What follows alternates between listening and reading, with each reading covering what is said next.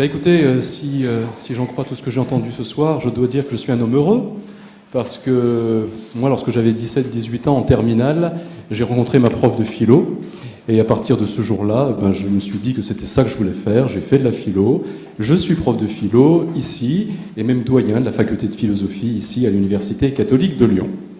Voilà. Qu'est-ce que je pourrais dire d'autre également ? Moi aussi j'aime bien vivre aujourd'hui, certes, mais je vais quand même vous emporter au Moyen-Âge ce soir, malgré tout, même si le Moyen-Âge est une période un peu difficile, parce que j'ai une conviction, c'est qu'aujourd'hui nous sommes capables d'inventer, de grande inventivité, dans le domaine de l'entreprise et pas simplement, mais que nous ne sommes pas les premiers à penser. Et donc nous avons un héritage, un patrimoine, une tradition qui est assez extraordinaire et qu'on peut des fois retourner un petit peu dans le passé, non pas parce que le passé aurait les solutions à nos problèmes d'aujourd'hui, mais parce qu'il y a dans la tradition quand même des choses intéressantes à y puiser. Et puis, en toute honnêteté, je ne suis spécialiste que d'une chose, moi c'est du Moyen-Âge, donc je vous amène au Moyen-Âge. Voilà. Je vous amène au Moyen-Âge avec un auteur intéressant qui s'appelle Maître Eckhart.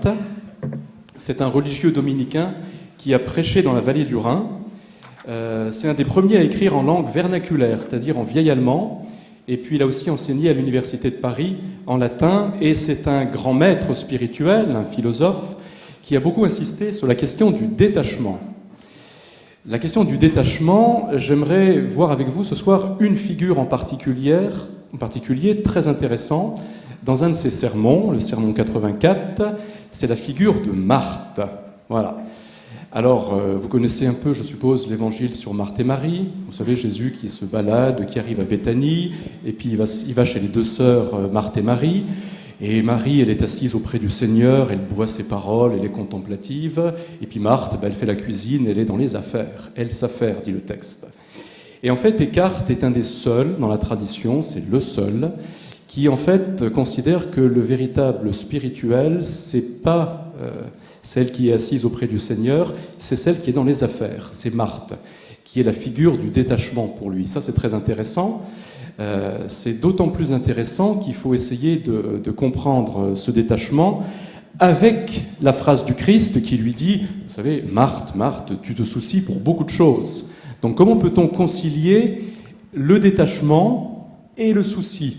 Comment peut-elle être une figure du détachement alors qu'elle se fait du souci pour des tas de choses et pour sa sœur en particulier ? Et Maître Eckhart a une très belle formule pour exposer ce qu'est son détachement. Il dit en fait, Marthe est tellement libre sur le plan intérieur qu'elle est capable d'être près des choses et non pas dans les choses. Le détachement, c'est une proximité à l'égard des choses et non pas le fait d'être enfermé. Et il dit même, en fait, Marthe, elle est près du souci et non pas dans le souci. Autrement dit, on peut être détaché sur le plan intérieur et tout à fait vigilant à l'égard des autres. En début de séance, on parlait de la bienveillance à l'égard des autres. Eh bien oui, le détachement est ce qui permet une liberté intérieure qui d'abord nous désencombre de tout ce qui nous encombre, et puis ensuite qui nous permet d'avoir également une certaine vigilance par rapport à l'action et par rapport aux autres. Voilà, donc cette très belle figure de Marthe qui, pour Maître Eckhart, est une belle figure du détachement. Alors 2 mots sur le détachement quand même, 2 mots, un peu plus, peut-être 3. Qu'est-ce que c'est que le détachement pour Maître Eckhart ? Parce que l'expérience du détachement peut être quelque chose qui est assez fascinant. Il y a différents types d'expériences aussi. Alors il y a tout d'abord un détachement simple et extérieur. Surtout quand on est religieux dominicain, le premier stade, c'est de se détacher de tout ce qui est matériel et extérieur. Au fond, c'est pas le plus difficile. En réalité, même dans une société de consommation, c'est peut-être pas le plus difficile. Et ce dont Maître Eckhart est un grand spécialiste, c'est d'un détachement intérieur, plus exactement d'un détachement par rapport à nos images et représentations. Parce que vous savez, on peut avoir abandonné le monde entier, ce à quoi on tient le plus fermement, c'est nos idées. Voilà, ça c'est redoutable. Parce que par-delà tout ça, il y a nous et il y a nous-mêmes.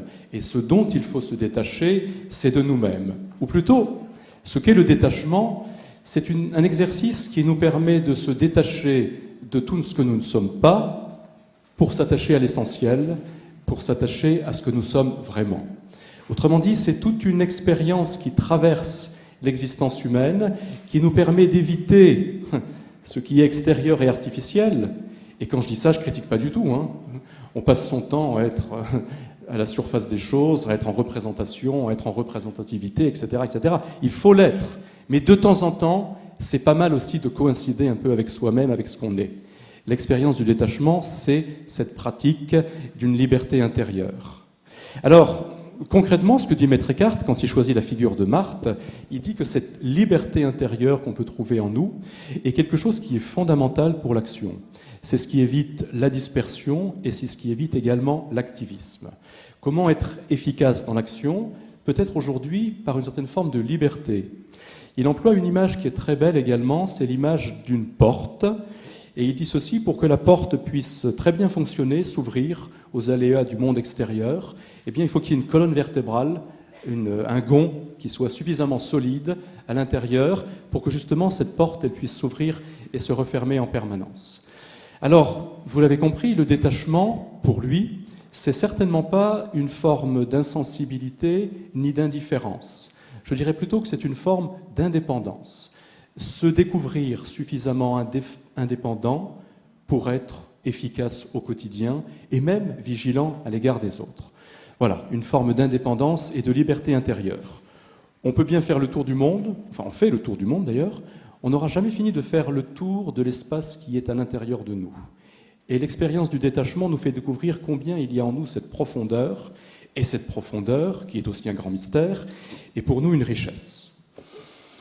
Je termine, parce que le temps passe, je termine en disant que je crois que nous avons la chance d'avoir un patrimoine philosophique et spirituel qui est vraiment important. Les religions, les sagesses nous apportent des éléments sur lesquels on peut vraiment s'appuyer. Alors là, avec Maître Eckhart, j'ai parlé du christianisme, mais les autres religions, toutes les traditions que nous avons évoquées, je pense aussi dans l'islam au soufisme, par exemple, qui est une très très belle tradition qui sait articuler la vie intérieure, l'amour du prochain, la question de l'action. Donc, ce qui est bien, c'est que, en entendant tout ce qui se dit ce soir, il y a beaucoup de choses qui se font, et en même temps, nous ne sommes pas les seuls ni les premiers. Il y a déjà eu des choses qui se sont faites. Je remarquais tout à l'heure, d'ailleurs assez souvent, rapidement, que la plupart des termes qui sont employés, en fait, sont des termes qui sont des termes de philosophie. Il y avait dans le petit mot dense tout à l'heure qui était indiqué prendre soin de soi. C'est quand même un peu Socrate qui a inventé le terme aussi. Donc on a un patrimoine qui est vraiment important dans la philosophie et qui peut aider. Par contre, à mon avis, la philosophie n'est pas forcément là pour résoudre systématiquement les questions auxquelles nous avons nous-mêmes à répondre. Et puis, il faut plutôt envisager également un dialogue, c'est-à-dire que la philosophie ne serait pas là, ni la spiritualité d'ailleurs, pour dire ce qu'il convient de faire et de ne pas faire dans le monde de l'entreprise. Je crois qu'un dialogue est très important, et la philosophie a aussi à se nourrir de ce qui se vit dans les entreprises. Alors, bon, comme je suis aussi un peu doyen d'une faculté de philosophie, il faut que je fasse un peu de publicité finalement pour cette faculté.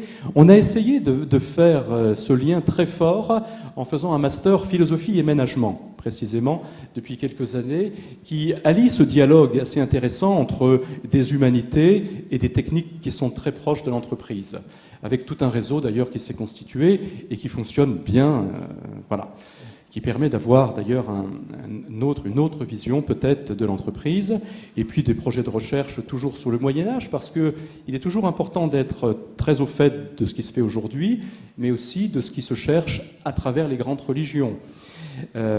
C'est pour ça d'ailleurs qu'on met aussi en place avec ma collègue Elisabeth Boncourt un autre programme d'études sur les femmes au Moyen-Âge.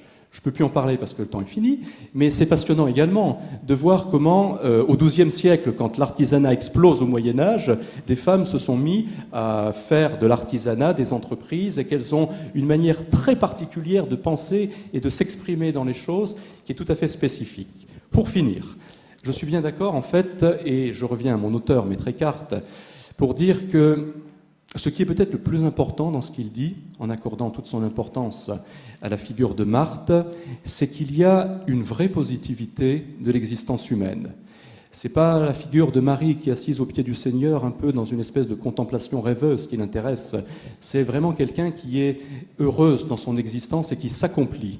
Donc c'est vrai qu'on a envie de dire, en lisant ce texte, qu'il est bon d'exister, qu'il est bon également de faire des affaires, d'être dans les affaires, et qu'il y a vraiment une positivité de l'existence humaine. Voilà ce que je voudrais dire ce soir. Merci.